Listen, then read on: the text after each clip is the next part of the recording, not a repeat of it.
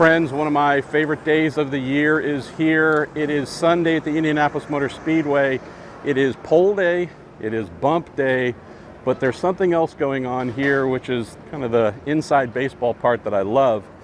With the way qualifying works, on Saturday, the drivers from 13th fastest through 30th are locked in. They're done for the weekend. They will start within those various positions. So teams from 13th to 30th, by and large, start doing their race prep, putting in their race motors, doing any and all things they need to do with their cars to make them perfect for race day.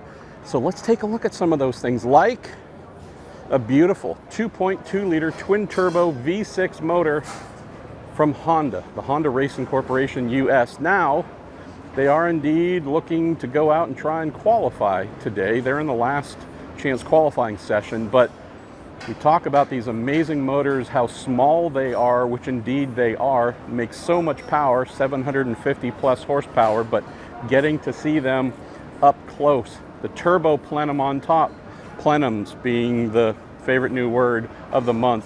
But if you look here at this V6 motor, why is it a V? Why do they call it a V? Well, that is the arrangement of the cylinders. The left bank there with the red cam cover, the right bank there with that head and those cam covers in the shape of a V, the letter V, so it's called a V as in V6 because it's got 3 cylinders per side. Tiny little flywheel there, the clutch mounts too. Don't have the exhausts on the motor or the turbos, but that is indeed a mostly naked Honda, being HRC 2.2 liter twin turbo V6. And let's go look at some of the other cool tech here available in Gasoline Alley at Indianapolis. So this isn't super revealing tech, but at least you can see what happens here. Catherine Legg, part of the last chance qualifying session here, trying to get into the field. They have her car on the setup pad. This is where they call it the flat pad, the flat patch, done to replicate here the racing surface. There's race engineer Mike Colliver showing us his butt. He's phenomenal at what he does. There's Kat over there on the right. This is what teams use to try and replicate the track surface, trying to make it as flat as possible so any changes they make to the car, if you look at the left rear corner, for example, you see the camber on that. The tire actually tipped outwards at the top, positive camber. They try and replicate the exact track surface with the setup pads here, so they're perfectly level, made perfectly level using surveying equipment. And so if they decide, like Mike is looking here wondering what should I do shock setting wise, ride height, camber, caster up front, all the various settings and such, what should we do, what little settings should we change to make the car faster, go out and run. They'll come back, they'll do what's called a set down. Obviously they're doing the set up right now, putting all the settings on the car. They'll go out and run, come back, put the car on the setup pad. They'll do a set down where they measure all of those changes. If they added a tiny increment of camber to the right rear, they will come back and re-measure that after the run to see exactly where it ended up. Did it stay there? Did it move a slight amount? What feedback did the driver give? How might we assign the feedback they're giving us to the setup changes we've made? So this is something that happens all day, every day. Cars rolling on and off the pad, doing all the measurements. They obviously catalog all of them.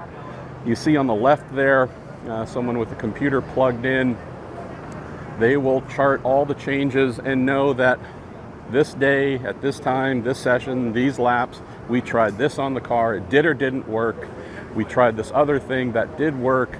It's all about capturing what they do down to the smallest detail, recording all of those, referring back to them. It's a lot of data capturing and referencing and making decisions based on maybe what worked before or trying some new things maybe they've never thought of in pursuit of speed. So spare cars, definitely a thing. We know a couple teams have had to go to spare cars because of crashes this month. Here, prime example, the Dale Coyne Racing car here, Luca Giotto. This is something where you can see it's outfitted, road course spec. This is something where teams like Coyne and all the others with extra cars will indeed bring them to the speedway, usually have them sitting in their transporter. So they have an extra garage space here. We have it inside, knowing that Nolan Siegel had a pretty heavy crash. This is something where obviously they've had to draw from spare car parts and pieces and everything needed to put together another car for Nolan to continue. And this is just part of how teams get ready for the month of May. Even make these little custom rolling bits as well. You can see here, attaches to the front of the tub. This allows them to roll it in somewhat easily, push this onto transporter and whatnot and tuck it away. But you do indeed get some interesting parts and pieces found here in the garages that aren't necessarily being put on track, but are here if necessary. Probably read a fair amount of stories for me over the last year or two when we're talking about hybridization and bell housings.